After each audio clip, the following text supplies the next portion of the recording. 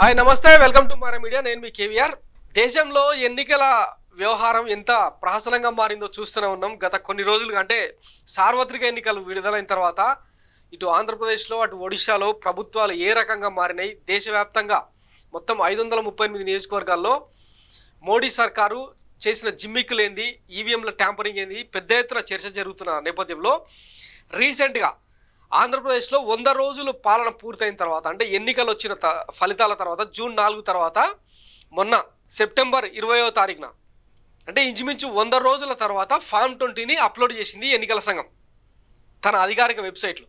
అందులో ఇక చిత్ర విచిత్రమైన విన్యాసాలు వెలుగులోకి వచ్చినాయి. అందులో ఎప్పటి నుంచో ఉన్న ఆరోపణనే హిందూపురం అనే ఒక పార్లమెంట్ నియోజకవర్గంలో అసెంబ్లీలో ఏ రకమైన ఫలితాలు వచ్చినాయో ఆ ఫామ్ 20 పెట్టిన తర్వాత వెలుగులోకి వచ్చిందనమాట. ఒకసారి ఇవి కనుక మనం గమనిస్తే ఇది హిందూపురంకు సంబంధించిన పోల్ స్లిప్ అనమాట.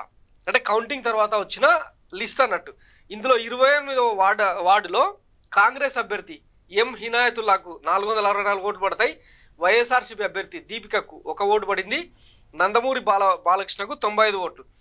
అసలు ఎక్కడన్నా కంపారిజన్ ఉందా? కాంగ్రెస్ పార్టీ ఈ రాష్ట్రంలో ఆంధ్రప్రదేశ్లో ఏ తరహా రాజకీయాలు చేసిందో విభజన తర్వాత ఆ పార్టీ ఎట్లా మట్టికొట్టుకుపోయిందో అందరికీ తెలిసింది. 1% ఓటు కూడా లేని ఆ పార్టీకి 464 ఓట్లు రావడం ఏందో, వైసీపీ 1 ఓటుకు పరిమితం అవ్వడం ఏందో, బాలయ్య బాబుకు టీడీపీ అభ్యర్థికి 95 ఓట్లు రావడం ఏందో ఇక ఎన్నికల సంఘానికి తెలియాలి, పైన దేవుడికే తెలియాలి. ఇదొక ఆస్పెక్ట్ అయితే ఇది పార్లమెంటరీ నియోజకవర్గానికి సంబంధించిన రిజల్ట్. ఇందులో హిందూపురంలోని 28వ వార్డులో బీకే పార్థసారథి అంటే టీడీపీ అభ్యర్థికి పడ్డ ఓట్లు 8, భాగ్య ఆర్ఎస్ 83 అండ్ వైసీపీ అభ్యర్థికి జే శాంతకు జోలగరాశి శాంతకు పడ్డ ఓట్లు 472. పార్లమెంటుకు అసెంబ్లీకి మరి ఇంత డిఫరెన్స్ ఏడుంటుంది? సో దీని ద్వారా అంటే ఫామ్ 20 ద్వారా ఎన్నో అక్రమాలు వెలుగులోకి వచ్చినా కూడా ఈ ఎన్నికల సంఘం సరిగా స్పందించిన దాఖలాలు లేవు. సుప్రీంకోర్టులో దీని మీద కేసులు పడ్డా పార్టీ మారిన వైసీపీ నేత బాలినేని శ్రీనివాసరెడ్డి లాంటి వాళ్ళు కేసులు వేసినా కూడా అవేవి కూడా తేలలేదు. పైగా రీకౌంటింగ్ చేయాలి, వీవీప్యాట్ స్లిప్లను కౌంట్ చేయాలని చెప్పి డిమాండ్ చేస్తే మాక్ పోలింగ్ నిర్వహిస్తామని చెప్పి ఎన్నికల సంఘం ఒక దిక్కుమాలిన వాదనను తెర మీదకి తెచ్చిన సంగతి అందరికీ తెలిసిందే కదా. ఇది ఎన్నికలకు సంబంధించి విచిత్రాలు. ఆంధ్రప్రదేశ్లో వైఎస్ జగన్మోహన్ రెడ్డి మళ్ళీ అధికారం చేపడతాడని నెంబర్ ఆఫ్ సర్వేలు కనీసం 100కు తగ్గకుండా సర్వే సంస్థలు బయటపెట్టిన సంగతి తెలిసిందే. అట్లీస్ట్ అంటే అధికారానికి దగ్గర కాకపోయినా 60-70 స్థానాల్లో అయితే హీనపక్షం 45 స్థానాల్లో గెలుస్తుంది అన్న వాదనల నేపథ్యంలో ఆ పార్టీకి 11 సీట్లు రావడంతోనే ఇప్పుడు కొలువైంది ప్రజాప్రభుత్వం కాదు కేవలం ఈవీఎం తీర్పే అని చెప్పి మొత్తం జనాలు కూడా ఒక కంక్లూజన్కి వచ్చిన సందర్భంలో ఫామ్ 20 అనేది ఇప్పుడు తీవ్ర వివాదాస్పదం అవుతుందన్నమాట. ఎక్కడైనా వారం 2 వారాల లోపలనే 45 డేస్ వ్యవధి లోపలనే ఈ ఫామ్ 20ని అప్లోడ్ చేయాల్సిన బాధ్యత విధి ఎన్నికల సంఘాన్ని.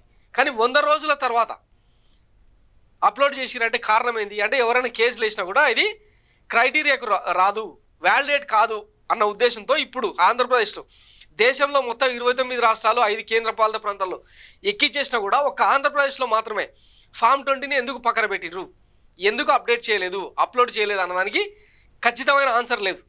కానీ ఈలోపు 100 రోజుల పాలన ఏంది, వైఎస్ జగన్మోహన్ రెడ్డికి జరిగిన అన్యాయం ఏంది, రాష్ట్రంలో పెద్ద ఎత్తున డిస్కషన్ జరుగుతూనే ఉంది. దీని మీద టైమ్స్ నౌ దగ్గర నుంచి ది క్వింట్ ది మింట్ ఆఖరికి ఎలాన్ మస్క్ లాంటి వాళ్ళు కూడా భారతదేశంలో ఈవీఎంల వ్యవహారం అతిపెద్ద స్కామ్ అని చెప్పి పోస్టులు పెట్టేదాకా వచ్చింది. కానీ ఇవేవి కూడా ఎన్నికల సంఘాన్ని కదిలించలేకపోయినాయి, భారత న్యాయ వ్యవస్థను కదిలించలేకపోయినాయి. సో జరగాల్సిన డ్యామేజ్ జరిగిపోయింది. ఇక జమిలీ ఎన్నికలు ఎప్పుడొస్తాయో తెలియదు, వచ్చే వరకు మాత్రం ఈ కూటమి భారాన్ని ఆంధ్రప్రదేశ్ ప్రజలు భారతదేశ ప్రజలు మోయాల్సిందే అన్న కంక్లూజన్కి అయితే వచ్చేసారు అంతా.